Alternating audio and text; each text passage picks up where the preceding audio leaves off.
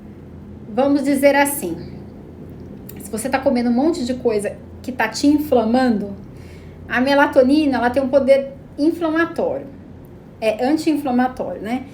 Não vai uma coisa regular a outra. Não adianta você dormir bem e continuar comendo mal. As coisas têm que estar casadas, tá?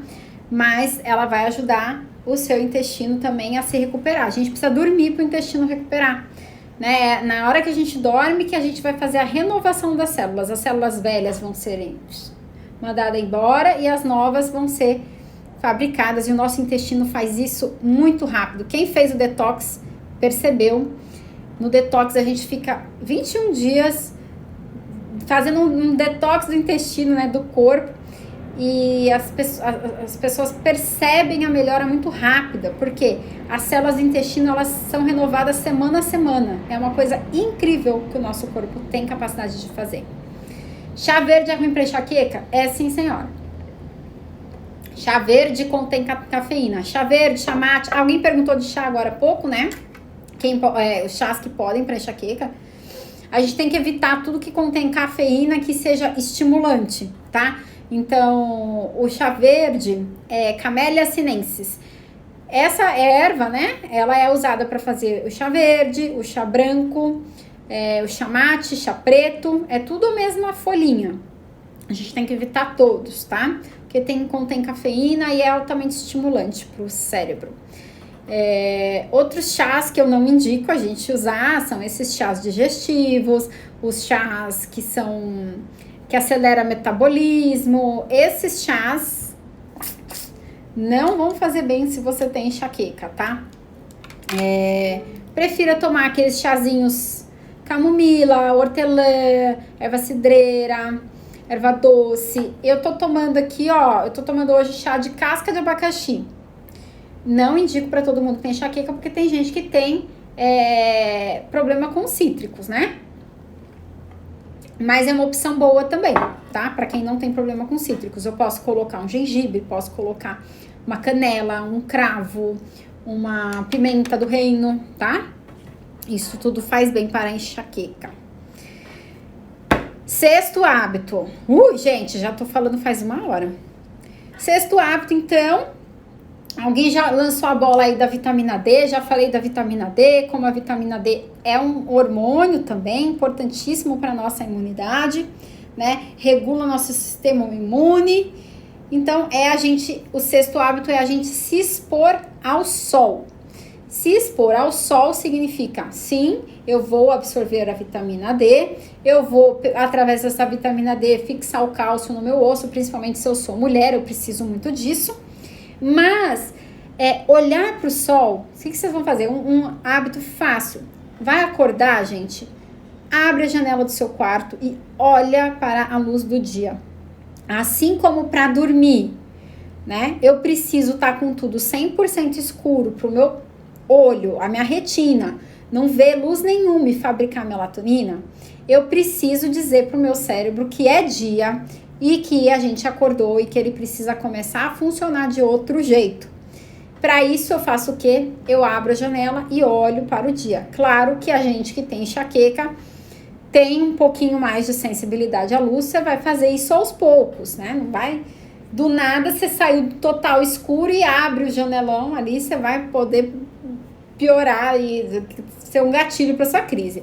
Eu faço como? Por exemplo, eu abro um pouquinho, aí eu vou lá, escovo o dente, o meu olho vai acostumando, né? A minha pupila vai reduzindo o tamanho dela, e aí eu vou e abro mais a janela um pouquinho e olho para o dia. Eu sei que tem gente que não faz isso, tá? Então,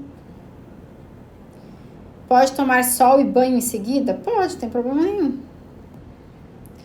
Boa noite, Edvanda. Então, sexto hábito. Quem aí anotou? Quem tá desde o começo aqui anotou esses hábitos todos? Qual foi o mais difícil aí que vocês acham para vocês aplicar, tá? Não precisa, gente, se você começou agora, tá ouvindo eu falar essas coisas agora, começar a fazer tudo de uma vez. Mas um ou outro que você conseguir começar, você já vai estar de bom tamanho. Depois você volta aqui, assiste de novo e faz os outros, tá? Então, pra gente terminar aqui os nossos 7 hábitos, o último hábito que vai ajudar você a diminuir o estresse. Diminuindo o estresse, você vai melhorar seu sistema imunológico, vai melhorar a sua digestão, vai melhorar a sua enxaqueca, é fazer atividade física, né? A própria atividade física ajuda aí nos movimentos intestinais. Quem tava falando que tem o intestino preguiçoso, né? Se movimentar. Às vezes a gente tem intestino preguiçoso porque passa o dia inteiro trabalhando sentada. Não sei o caso da pessoa que perguntou, mas é um dos problemas. A gente ficar muito tempo sentado, muito tempo ou sentado ou deitado, o intestino não funciona. Se a gente conseguir dar uma caminhadinha, é meia hora assim no dia, não precisa mais do que isso, tá? Claro que cada um vai ter um ritmo, né? Se você é totalmente sedentário, começa fazendo uma caminhada. Se você já caminha, começa a andar um pouquinho mais rápido, né? Se você já anda um pouco mais rápido, começa a correr ou começa a fazer uma musculação. Musculação é ótima, inclusive, né? Pra ajudar a fixar o cálcio no osso, musculação é ótima, né? Pra gente ser mais funcional aí pra nossa velhice, a musculação é ótima. Melhor exercício, se eu pudesse indicar o melhor exercício que existe, é a musculação, porque ela é completa para todo mundo e para todas as idades, tá? O que é mais difícil? Mudar a alimentação, café e leite, farinhas e açúcar. Esse é o pior para mim. Qual, Sandra? Café, leite, farinha ou açúcar? Se a gente for ver, gente, a gente come muito mal. E eu vou fazer, nos próximos dias, vou colocar uns posts sobre desnutrição. Nós estamos todos, nossa sociedade está toda desnutrida. E a desnutrição, ela não acontece mais daquele jeito como a gente imagina, né? Que é só aquelas crianças na África subsaariana lá, com as costelinhas de fora, assim, né? Magrinha. Não. Hoje em dia a gente tem pessoas com corpos normais, pessoas que estão obesas, acima do peso, estão desnutridas também. Por quê? Porque a gente tá no café da manhã, tomando café com leite, comendo com açúcar, né? Café com leite com açúcar e comendo pão com margarina. Olha aqui, tudo que eu falei de alimentos que inflamam você. E eles não têm densidade nutricional nenhuma, né? Sandrinha falou que o mais difícil é o exercício. Lê Florencio também. Cuscuz é ruim também, porque você comer todo dia não é muito bom, tá? Mas se você fizer maior parte dos dias uma alimentação mais nutritiva, cuscuz não tem densidade nutricional nenhuma. Quando a gente fala densidade nutricional, quer dizer que não tem nutrição. Você vai comer, caloria vazia, né? E ele vira açúcar depois no processo da digestão do cuscuz, né? Então, você não vai estar se nutrindo. Se você se nutrir 6 dias na semana e deixar para comer o cuscuz num momento especial, num café da manhã especial, café da manhã do domingo, ao dia do cuscuz, faz disso um momento especial, tá? Mas todo dia não é muito bom. Comer é diferente de nutrir, exatamente, é muito diferente. A maioria das pessoas hoje estão comendo, mas não estão se alimentando, né? Então, a atividade física, ela é importante, ajuda no movimento intestinal a liberar, né, esse bolo fecal que tá um bolo embolado no seu intestino. Ele ajuda também no equilíbrio do cortisol, que é esse hormônio do estresse, que quando ele tá alto, o que acontece? Ele trava a nossa digestão, né? Então, para regular o cortisol, a gente faz o quê? A gente dorme cedo, fabrica melatonina, a gente faz exercício, regula, abaixa um pouco o cortisol ali. Até se a gente estiver muito estressado, gente, fazer exercício muito extenuante, muito cansativo, muito estressante pode ser pior.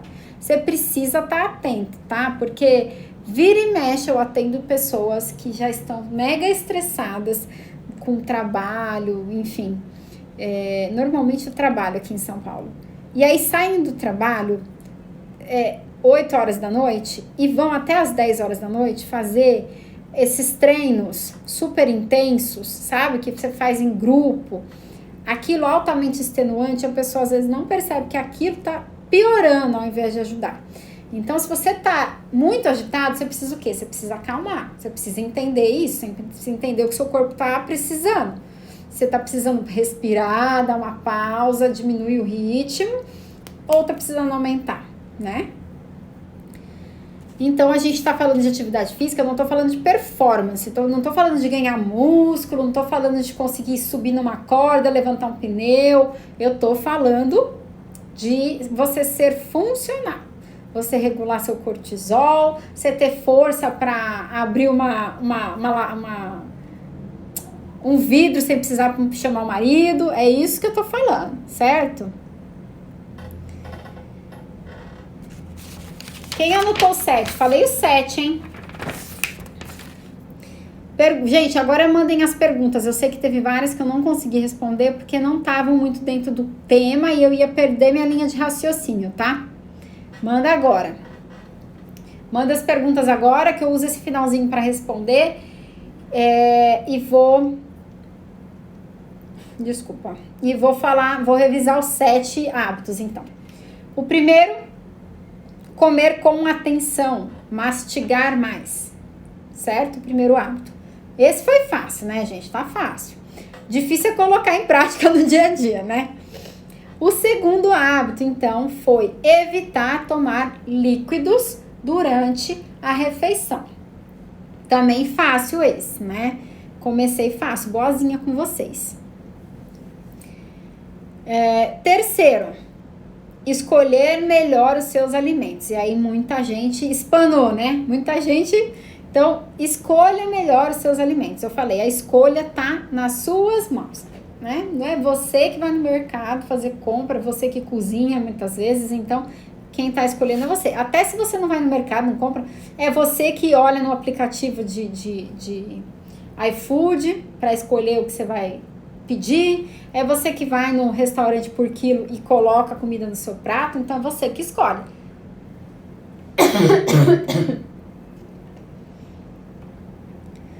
E aí a minha sugestão é escolher comida de verdade. Quanto mais fresca, melhor. Quanto menos rótulo, melhor. Certo? Quanto mais você conseguir comer de comida fresca, melhor. Gente, ai, Mônica, eu não consigo viver sem o pão. Diminui o pão. Depois você pensa em viver sem o pão. Mas assim, ao invés de comer 2 pães no café da manhã, sei lá, come um, come meio. E come outras coisas. Come uma fruta, come um ovo. Tá bom? Pensa nisso. Não precisa ser 8 ou 80 de uma vez. Toda transição é gradual. A minha também foi gradual. Ao eu chegar no ponto onde eu estou hoje, foi algum tempo de eu tentando, caindo, levantando, caindo, até eu conseguir entender o que me fazia bem, me fazia mal, o que eu posso abrir exceção, o que eu não posso abrir exceção, e aí entrar a questão do leite também. Eu sei que eu não posso abrir exceção para leite. Eu abro exceção para leite, esquece. Meu intestino, minha barriga estufa, me dá candidíase, é um estrago. Afta na boca, enfim. Terceiro, então, escolher melhor seus alimentos. O quarto, fazer pausas para respirar. Conta 10 respirações, né? De manhã, à tarde depois do almoço, à noite antes de dormir. Aí depois é tentar dormir mais cedo. A quinta dica. Sexta, se expor mais ao sol, tá? E a sétima, atividade física aí por pelo menos 30 minutos, certo? Vamos lá para as perguntas. Vai ficar gravada? Vai, eu sempre tento, viu, Lê Florencio? Às vezes o Instagram não colabora. Dor no couro cabeludo, o que fazer para passar? Gente, quando a gente tá nesse estado de hiperexcitação, né? Por que a dor no couro cabeludo? É uma hipersensibilidade tátil que a gente tem e que no couro cabeludo, né? Tá muito próximo aqui a cabeça, mas também pode acontecer, por exemplo, não conseguir usar coisa apertada no pescoço, coisa apertada na barriga, coisa... Eu, quando tô muito sensível, eu não consigo usar calça legging de academia. A calça apertada na minha perna, na minha panturrilha, eu me irrita. Então, assim, o que a gente precisa fazer, na hora, a gente não consegue fazer muita coisa, né? A gente tem que pensar em prevenir. Eu sei que é difícil falar, pô, não tem nada que eu possa fazer na hora. A gente tem que prevenir. Eu prevenindo esse estado inflamatório, você fazendo todas essas coisas que eu falei hoje, já vão te ajudar a diminuir o seu estado inflamatório e a diminuir essa hiperexcitabilidade do seu cérebro, entendeu? Então, é assim que eu previno. Não é assim, e não é de uma maneira direta, né? Eu vou prevenir, então, que eu vou ficar menos sensível ao toque, eu vou ficar menos sensível à claridade, menos sensível a barulhos, tudo isso ao mesmo tempo fazendo essa mesma mudança de hábitos que a gente tá falando aqui, tá? Jejum, verdade, Nau, você perguntou do jejum. Jejum, gente. Jejum, ele pode ser muito bom para dar um reset, por exemplo, no seu sistema imune, para diminuir a sua inflamação e tudo mais.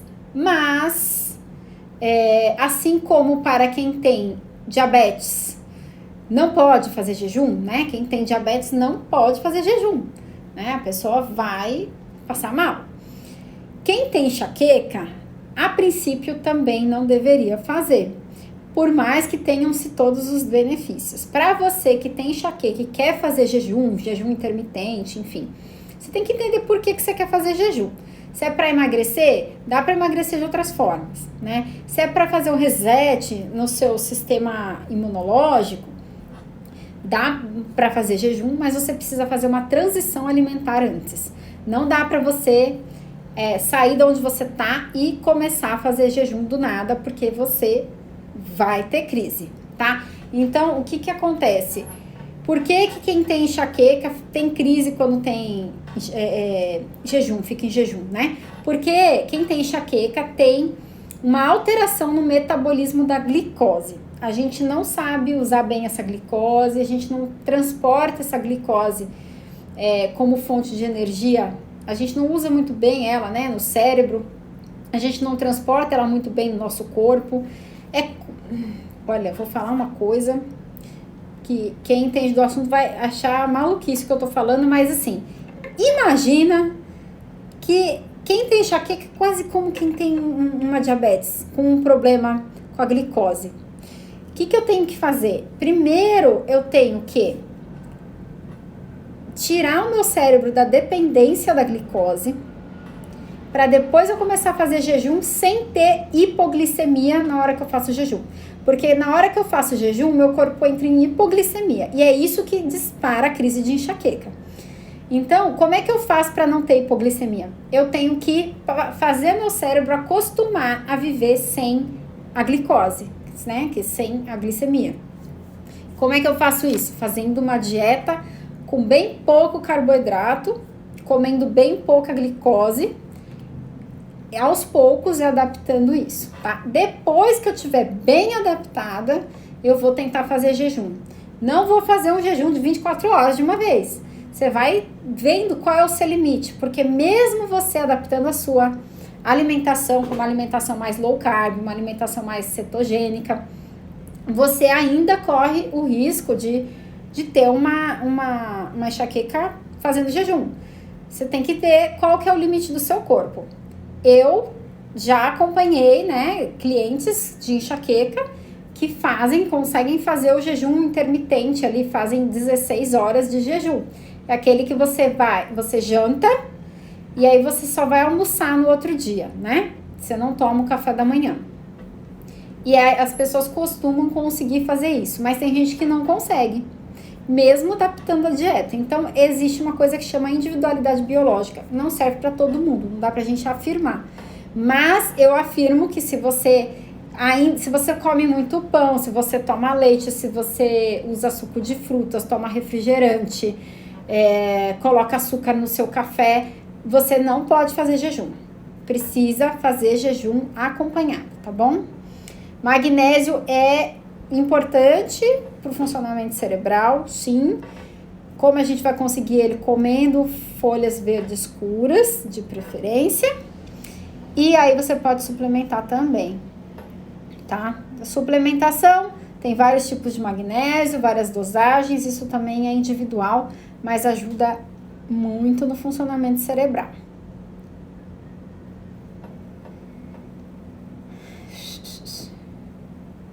Foi? Acabaram as perguntas, gente? Tem mais? Não.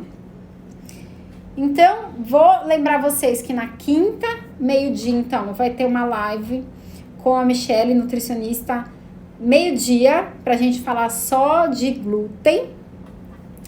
E na semana que vem, nesse horário mesmo, terça-feira, 19 horas, vou fazer uma live com uma médica, Ana, que a gente vai falar sobre remédios, tá? E a gente vai falar sobre remédios, esses omeprazóis, anti-inflamatórios, remédios anticoncepcionais, gente, me foge da cabeça as coisas às vezes, anticoncepcional, antibiótico, quais são as indicações, quais são os problemas que isso podem causar, assim, a longo prazo da gente consumir, que a gente nem sabe, tá? Então, ela vai falar disso, certo? Muito obrigada aqui pela presença de todo mundo, vou tentar deixar a live salva, tá bom? Encaminhem aí para as pessoas que vocês conhecerem, que acham que vão se beneficiar dessa live também. Fiquem todas muito bem, uma ótima noite, durmam mais cedo hoje, tenta um pouquinho, vai gente, dormir mais cedo, tá bom? Beijo, até quinta então, gente, tchau, tchau.